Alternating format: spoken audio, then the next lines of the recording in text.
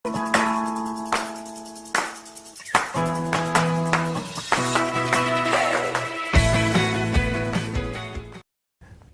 उनको मिलती हैं जिनके सपनों में जान होती है।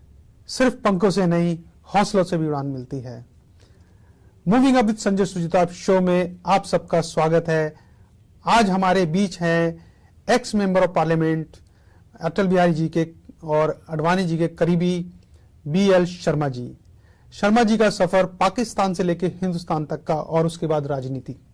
तो मिलते हैं BL शर्मा जी से। तो शर्मा जी, आपका स्टूडियो में बहुत बहुत स्वागत है।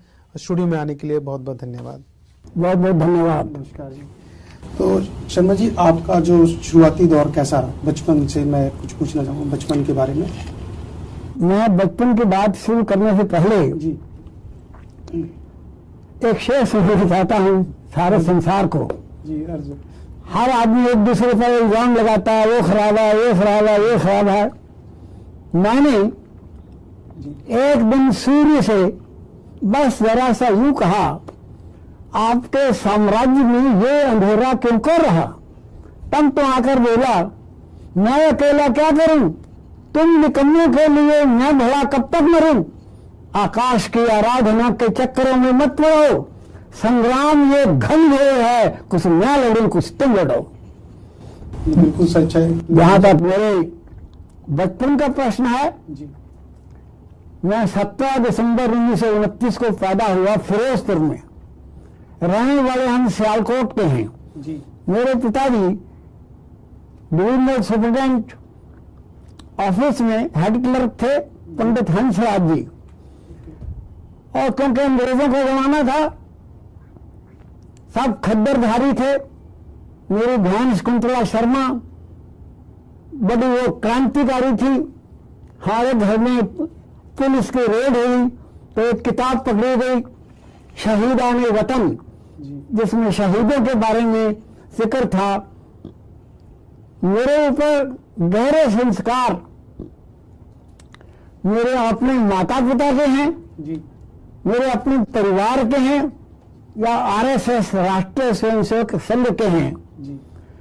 और मेरे जीवन में मेरी शादी के बाद अगर सहयोग मुझे आज तक जो प्राप्त हुआ है, वो मेरी अपनी धर्म पत्नी जो 8वीं पास आई थी 3 विषयों की MA करके B.Ed किया उसने, जी। उसका योगदान है। बाकी आप जैसे लाखों कार्यकर्ताओं का मुझे सहयोग प्राप्त है। देश विभाजन के टाइम जी। मैं RSS का प्रचारक था।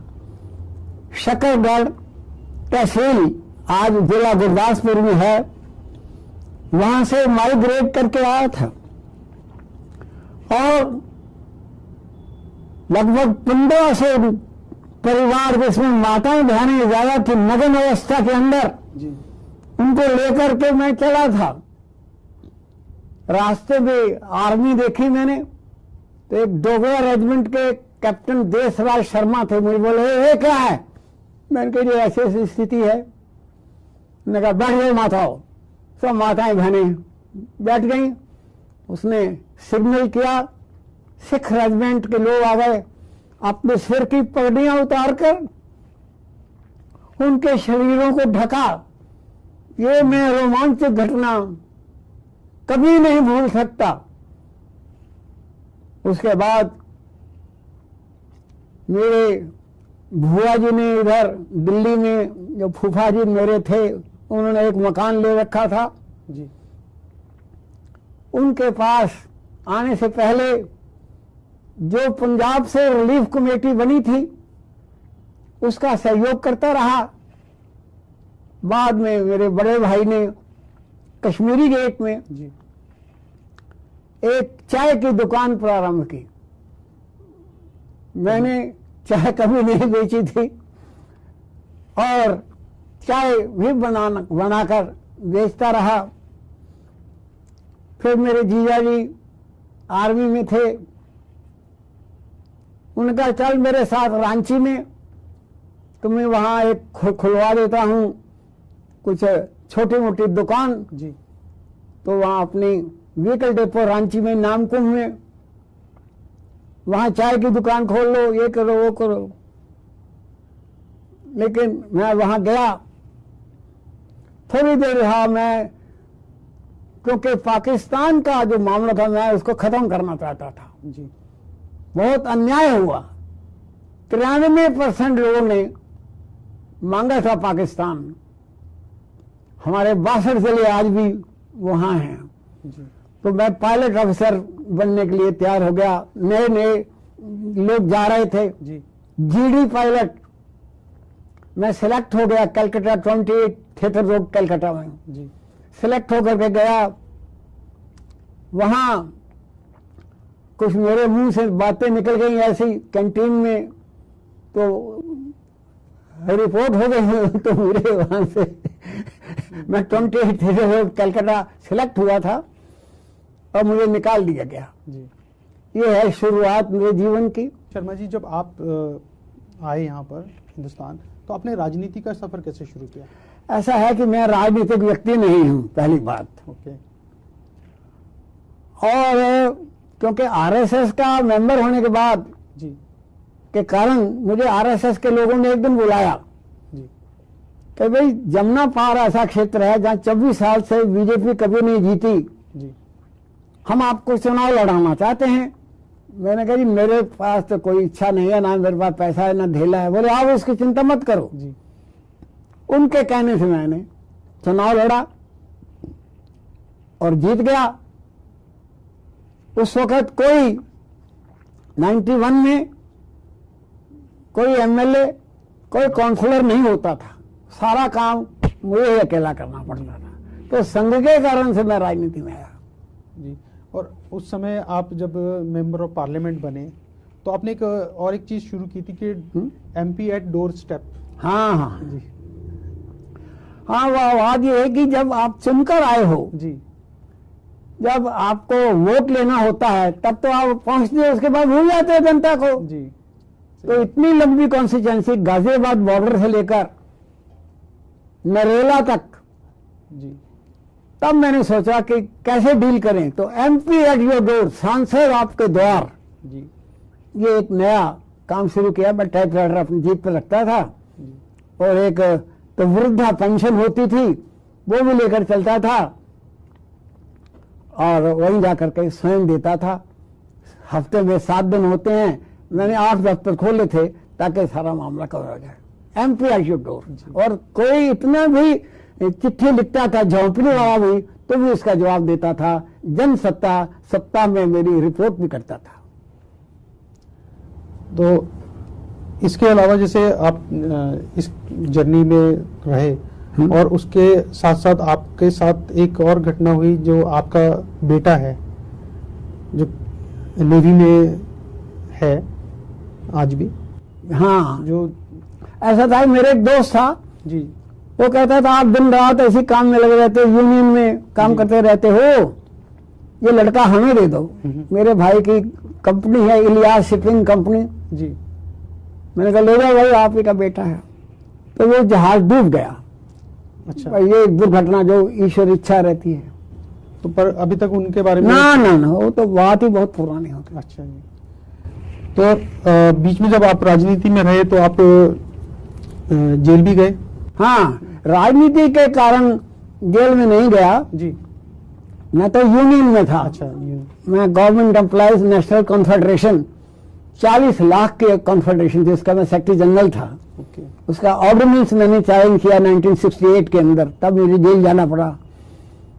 फिर अपने बड़ा भारी 1975 में इमरजेंसी से पहले जी। जयप्रकाश नारायण जी की मूवमेंट के साथ था मैं। जी। उनके बड़ी भारी पब्लिक मीटिंग मैंने एड्रेस की। उस वक्त ही मुझे पकड़ा गया, फिर मैं जेल गया। तो ये 2 बार तो मैं जेल जाना। शर्मा जी, मेरी जब टीम आपके पास गई तो आपने बताया कि जब आपने राजनीति छोड़ी तो आप 2.5 लाख के कर्जे में थे। ये बात ठीक है कि मैं 2.5 लाख के कर्जे में था। एक तो मैंने पार्लियामेंट से लोन लिया था कार के लिए, मेरे पास कार नहीं थी अपनी, आज भी अपनी नहीं है। जी। और दूसरा तो टेलीफोन के बिल थे, ये बिल था वो बिल था, तो मुझे पे करना था। जी। तो अपने यार दोस्तों से ले करके उसकी पेमेंट की। तो बीएल शर्मा जी, आप ये बताइए कि पहले की राजनीति और आज की राजनीति में क्या फर्क है? बात यह है कि लोगों ने राजनीति को व्यवसाय बना लिया है, बिजनेस। जी बिल्कुल। राजनीति सेवा का बड़ा भारी सशक्त माध्यम है। तो आज के जो युवा हैं उनको आप क्या कहना चाहेंगे? मैं कहूँगा शब मैंने रात्रि, जी शब के अंधेरे को खंगाले तो कोई बात बने, एक नया खुर्शीद निकाले तो कोई बात बने, वक्त के सांचे में ढलना तो कोई बात नहीं, वक्त को सांचे में ढालें तो कोई बात बने। कंट्री फर्स्ट, एवरीथिंग कम लास्ट। अपने लिए जीरो, संसार के लिए सब कुछ। परमात्मा किसने देखा? आप में भी ईश्वर है, इनमें भी परमात्मा, गॉड इज एवरीवेयर। कहाँ है लाल बहादुर शास्त्री? कहाँ है सरदार पटेल? उनके मकबरे पर एक दिया भी नहीं। जिनके खून से जला करते थे चिरागे वतन, जगमगाते हैं उन्हीं के मकबरे, बेचा करते थे जो शहीदों का कफन। और यंगस्टर को आना चाहिए, निश्चित रूप से आना चाहिए, और अपने सिद्धांतों पर काम करना रहना चाहिए। मेरा यही संदेश है। और राजनीति के ऊपर जो दुनिया तंग कसती है, बस वैसी स्थिति ना रहे। देश पहले, जी बाकी सब। तो आपका एक और चीज पूछना चाहा था मैं आपसे कि जो यंग जो युवा हैं, तो युवा के लिए आप क्या कहना चाहेंगे? युवा को क्या करना चाहिए राजनीति के लिए? युवा को कोई न कोई महापुरुष जो राजनीति में रहा है, आज संसार में नहीं है या है, उनके नक्शे कदम पर चलना चाहिए, उनकी जीवनियां पढ़नी चाहिए, उनके अनुसार अपना जीवन ढालना चाहिए। मेरा यही कहना है। बिल्कुल सही। जो बीएल शर्मा जी ने कहा कि वाकई में हमारे देश को उन युवाओं की कमी है जो सच्चे देशभक्ति हो, जो देशभक्ति करें। तो शर्मा जी, और एक चीज है कि जो लोग हैं जो आज की जो राजनीति चला रहे हैं, तो वो राजनीति में और पहले की राजनीति में क्या ये अभी जो राजनीति हो रही है क्या बहुत अच्छी हो रही है?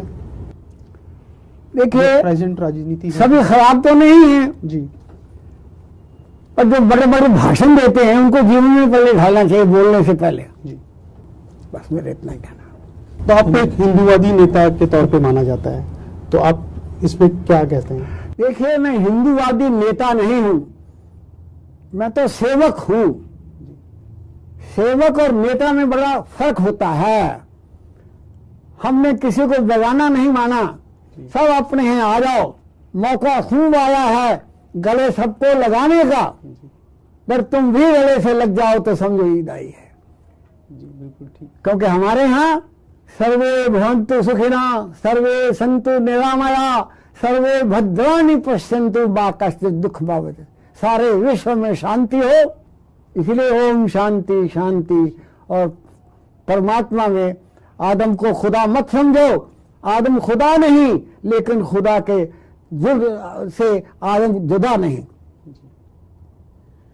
तो एक जो आपके अंदर एनर्जी है, जो आज इस उम्र में भी हर किसी में नहीं होती, तो ये आपको ये एनर्जी कहाँ से मिलती है? आपसे।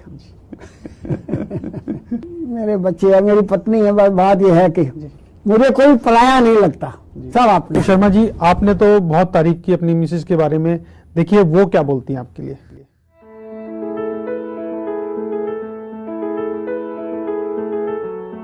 मेरा नाम कृष्णा शर्मा, मिस्टर बीएल शर्मा प्रेम पूर्वी दिल्ली से एमपी रहे हैं। 2 बार HKL भगत मिनिस्टर थे ब्रॉडकास्टिंग, उनको हराकर ये एमपी बने। मैं उनकी पत्नी हूँ। तो ये एनडीए में थे देहरादून में।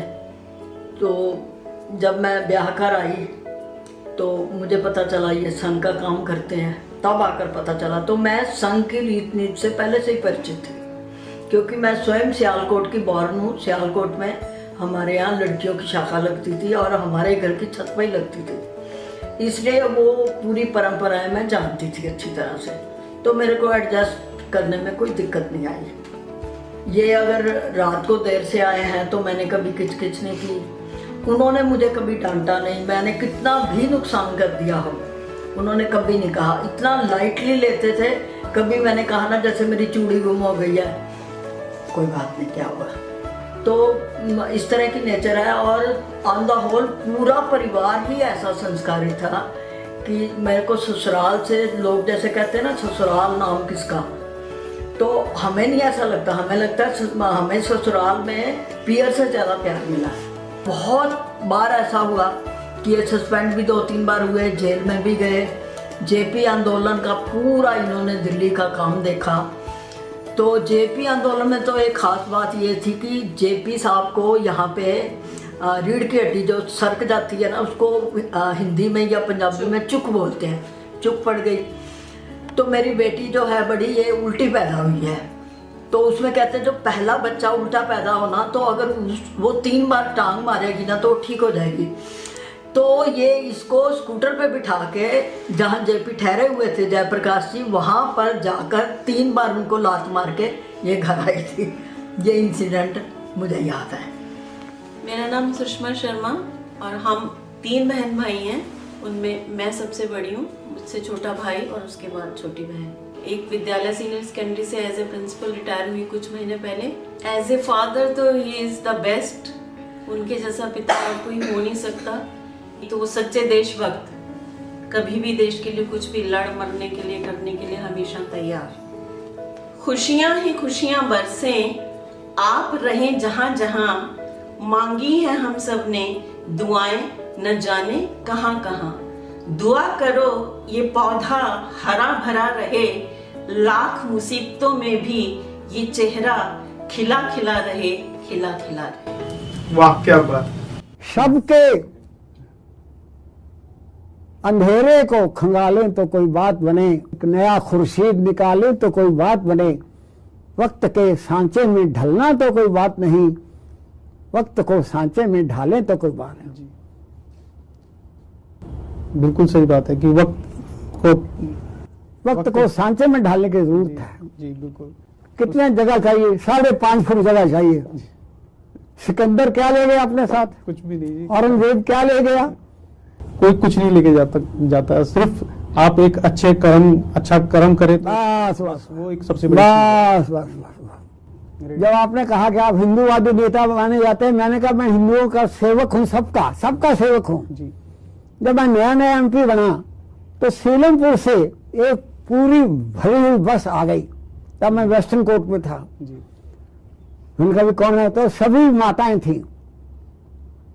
मुझे उनका ये तो वैश्या है सीलमपुर की। मैंने कहा आओ क्या सेवा करें। तो उन्होंने एक कंप्लेंट लेकर आई थी कि हमारे साथ ज्यादती होती है, हमारे साथ हमें मतलब गड़बड़ करते हैं लोग। तो मैंने कमिश्नर ऑफ पुलिस थे के पाल, उनको फोन किया। मैंने कहा ऐसा ऐसा आपके पास भेज दूं? अरे पंडित जी आपको आने की जरूरत नहीं है, इनको भेज दो। गई वहां गया, सबकी ट्रांसफर कर दी। एक तो इसी प्रकार वैश्या उन्होंने फिर वहां कहा आप हमारे यहाँ बाबूजी आएंगे, मैं जरूर आऊंगा। तो मैं गया, उन्होंने बोर्ड लगा रखा था उर्दू के अंदर, मुसलमानों के हिंदू इमाम श्री बीएल शर्मा प्रेम का स्वागत और खुशामदीद। मैं गया। इसी प्रकार नंगर नगरी से एक लड़की आई कि बाबूजी मैं वैश्या हूँ लेकिन मैं शादी करना चाहती हूँ। मैं किससे शादी करना चाहती? करो। कर ली, वहां का SHO नहीं करने देता। मैंने कहा अच्छा तुम डेट तय करो, मैं वहां शगन डालने के लिए आऊंगा। और मैंने कहा लेकिन कौन है उस लड़का? में आओ मुझे। वो लेके आ गई। डेट तय हुई, मैं कहा 101 रुपए का शगन डालने के लिए चला गया। दुनिया धर्म को समझती नहीं है। यही धर्म है, सबसे बड़ा धर्म इंसानियत धर्म है। इंसानियत से बड़ा। हमारे शो में आने के लिए आपका बहुत बहुत धन्यवाद। और हमारी तरफ से ये एक छोटी सी भेंट। तो ये थे हमारे बीच BL शर्मा जी, प्रेम जी। तो अगले एपिसोड में और एक नए गेस्ट के साथ मुलाकात होगी। तब तक के लिए धन्यवाद।